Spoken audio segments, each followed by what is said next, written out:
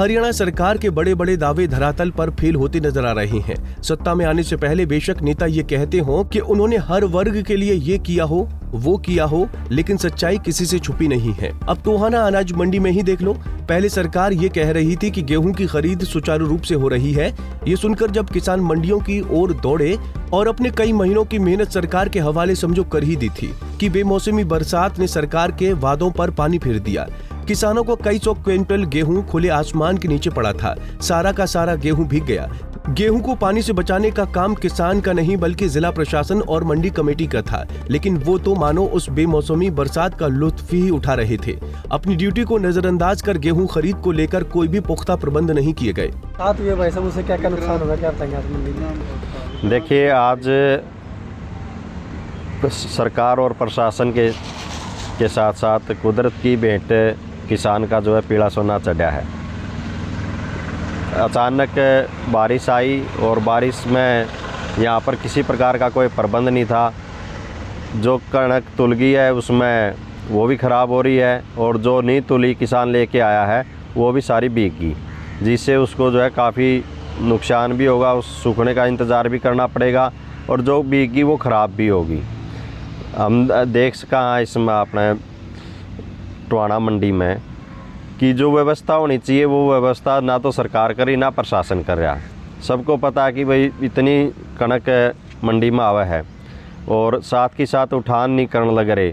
साथ के साथ अगर उठान भी हो जावे तो जो कणक तुल गई वो तो कम से कम बच जावे, वो तो ख़राब नहीं हो। करोड़ों रुपए का नुकसान इस तरह कणक भी अचानक बारिश आने में हो जावा है। साथ में जो किसान यहाँ लेके आया है वो सोच ये कटा के लेके आया सोच के भाई जाती ही मंडी में बिकेगी, 72 घंटे में पेमेंट आ जाएगी और तू फ्री हो जाएगा। लेकिन ऐसा नहीं हो रहा। अब 72 घंटे तो यहाँ सूखने में लगेंगे, उसके बाद यह तुलेगी, फिर कब उठान होगा और उसके तब तक किसान को अपनी पेमेंट का इंतज़ार करना पड़ेगा। सरकार कह तो रही है कि हमें 72 घंटे में पेमेंट करें किसान की, लेकिन 72 घंटे में तो कणक तुल ही नहीं रही। कणक तुलने के बाद फिर उठान नहीं हो रहा। जब तक उठान नहीं होगा उसके बाद 72 घंटे में पेमेंट आती है, लेकिन उठान करने में 1 हफ्ता लग जाता तो पेमेंट 72 घंटे में कैसे देंगे।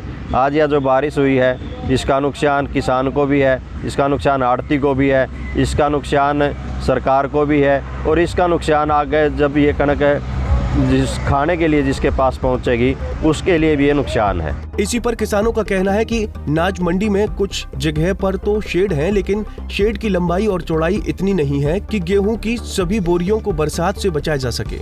किसानों का ये भी कहना था कि इस बरसात से जहां किसानों को नुकसान हुआ है वहीं गेहूं की खरीद करने वाले आड़ती भी उठान न होने से नुकसान झेल सकते हैं।